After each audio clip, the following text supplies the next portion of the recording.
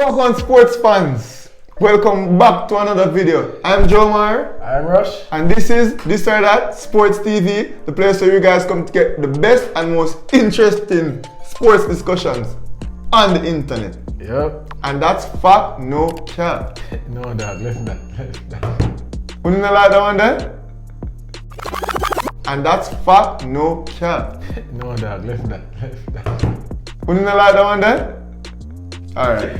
We're gonna left it. Rush 7 for left. Yeah, left it.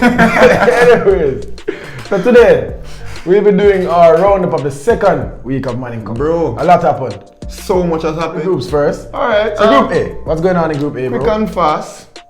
Kingston Technical, the surprise team of the whole competition. Well, one of the surprise teams, because our theme of this year's Manning Cup has been surprise. And I would give them, if I was supposed to give one team the surprise team, it would definitely be Kingston Technical. You would? I've been very impressed with Mona High, but you said you would award KT as your surprise team for sure. Honestly, they've looked really good. Led by Makwan Aldrich, their number 8, the guy with the twisted hair. Strings. You know? Yeah, his hair is twisted and he's, bro, amazing footballer, leading his team to top of the zone, and almost safe to say KT will top their zone. Having played most of their difficult matches now, I think they're all set. Second place in that zone, Charlie Smith, managing to get good results this week. Jamaica College fighting back strong. Thumping Georges 6-0. We'll get to that at the end. Georges in 4th. Calabar being upset again, even while dominating teams. They're just not getting the results. And Bridgeport and Kingston High to round out that zone, you know. Second zone, Camperdown doing Camperdown stuff. Has been unbeaten and will remain unbeaten. I did say that and I still uphold that belief. Tivoli High School, still playing well, still managing to eke out results. Another one of those shock schools, you know? For sure. And in 3rd place in that zone, and to be honest, the difference between 3rd, 2nd, 4th and 5th is not very vast. In fact, stats is in there. For sure. With a difference of only 4 points separating 2nd, which is Tivoli, from 6th, which is Stats. This might be a group where we see best 3rd place, who knows? For sure. I think this is definitely one of the groups where we'll see best 3rd place, because this group has 8 teams. Right. And as such, the teams have a chance to acquire more points. So this will definitely be a group where a 3rd place team come from. I can say that definitively. So the battle for 2nd and 3rd is on in that group. So yeah, essentially that group, as I said, Camperdown and Tivoli on top. And to round out the group, Excelsior, Jonathan Grant, Jagos, Stats, Danoon and Jose Marti in that order. As I said, close group, separated close 2nd and 6th. For sure. To watch out for. And the final group, Group C, the group of violation as we dubbed it, is not as violent as it was once. Not at all. Because one of the prime victims pulled out. But we'll get to that. We'll get to that. In that zone, Kingston College started out a bit slowly, but still managed to get the results. And that's the thing about champions. Unbeaten. Even while not doing so well in their first game, they still managed to win that game. And after that first game, boy, they look like a well-oiled machine, Rush. Kingston College, you see the experience in their team, the maturity, they're bulldozing through the competition. They will finish their zone even undefeated. after that game on Wednesday against Wolmer's, I watched the interview from Ludlow Bernard. He wasn't pleased at all with his performance, but they outplayed Wolmer's and they won the game comfortably. And he was not pleased, but continue. They started slowly, got the result, and they have not slowed down since. They have only gained momentum. And I think KC will finish this zone of violation, the top violators. In 2nd place, Catherine, still undefeated, and I think will win 2nd place. However, Mona High, top team, bro. Another surprising team.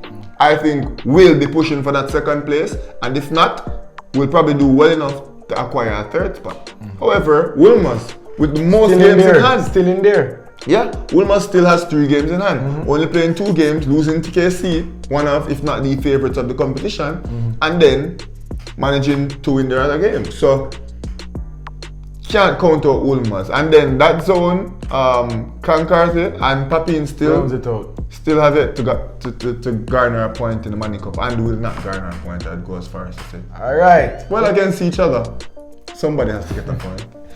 So to continue, we'll be talking about the key fixtures to look out for this week. And in Group A, I think the fixture to look out for this week is that St. George's will be playing Calabar. And I think that will be a fixture that separates those teams from one of those teams from each other. Do you want me to go ahead and expound on the implications of a game like that? Sure. Alright, because George's are still in it with 6 points, even after being annihilated by Jamaica College. At the end of the day, goal difference is the second priority. Points is what is important, and if George's can manage to garner some wins and to put some results on the board. Think about it, to give some perspective. George's are 3 points behind Kingston Technical, the leaders of the group, right? Yet still they have the second worst goal difference in the group. Well, as I said, George's were, I wouldn't go as far as to say violated, but embarrassed by Jamaica College. I'm not sure. But they're still in it, because a lot of people. No, they're definitely still in it. Because one thing that you did not, one thing you failed to mention just now, when you attempted to give the people some perspective, Charlie Smith has 9 points, but has already played 5 games. St. George's still has 2 games in hand. So, St. George's are still in prime position. I agree. To make a hard push. Yeah, that game against Calabar will be a very big game for both teams. And I think for both teams, because Calabar has been outplaying their opposition, but just not managing to finish goals. Games. We interviewed Chinan, and he said he wanted to score 20 goals. Finishing is not happening. Come on, some games with him, his finishing is just Come on, baller. I know you're watching this, baller. Score some goals. Good player. For sure. But the end product, it will get better. But in order for Calabar to come out of this zone, he has to score goals. For sure. For Group B, the fixture to look out for is Tivoli versus Jonathan Grant later in the week. That game is also an important one because Tivoli is sitting second in the group, Jonathan Grant is fourth, but only 2 points separated. Winning that game would mean that Jonathan Grant would jump Tivoli. For sure. And remember, only 2 teams automatically qualify to the knockout stages. And trust me, you do not want to leave it to fate. You do not want to leave your fate to somebody else. Tivoli must win this game.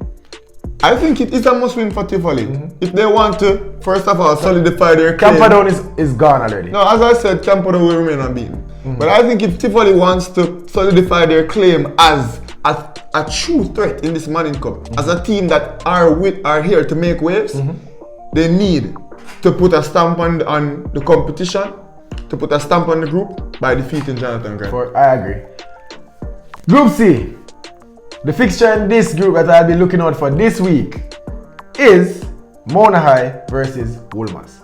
And why would you be looking out for that? Because Wolmer's, made a statement with their first game, beating St. Mary's College 13-0. Sitting very pretty in the group. That game was taken away from them. Mona High received some punishment also.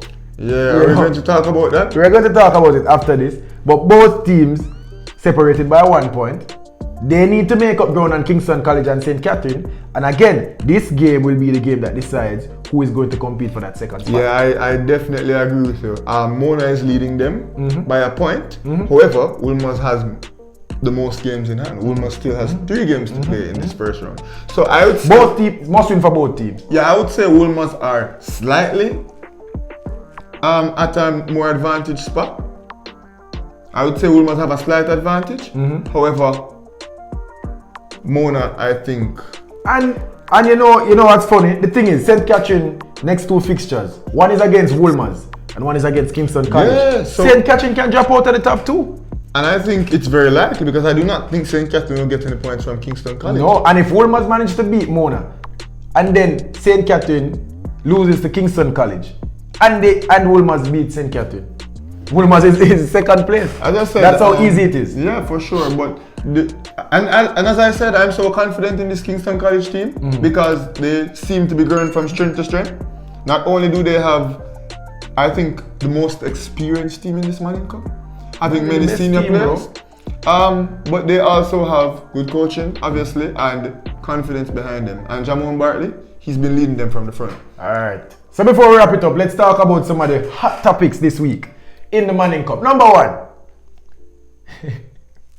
the violated team You know, the one violated team. The most violated. Yeah, the most violated. I wouldn't say one because who else was violated? Papine has been violated. Papine get them. Hey. Yeah, all right. Come on. So St. Mary's College withdrew from the competition. Yeah. Due to it was released today.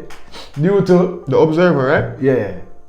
Parents objecting to the vaccine, to students receiving the vaccine. Do you think that could have been the reason why they would have gotten their ass busted so badly? It could be. This is what they're doing. Is either you're going to comply and get vaccinated and play the competition, or you don't want to get vaccinated and don't play the competition. Get vaccinated, guys. Yeah. I was just about to look in the camera and say, bro, you took that from the Twitter.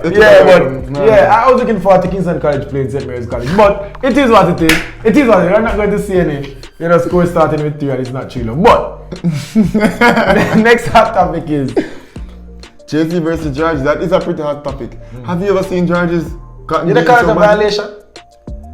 I wouldn't necessarily say a violation, but an embarrassment. For sure. An overall embarrassing performance. I was watching this performance and I would say shocked, absolutely baffled. What is going on? I saw the Jamaica College number 7, their captain. He was just running through the middle. He was having a field day with the St. George's midfield. You know, Lamont, a guy we spoke to, Rochester, very talented player.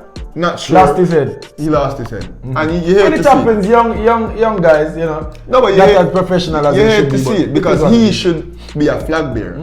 He's one of the leaders of the team. And he is. Check out our George's feature, guys.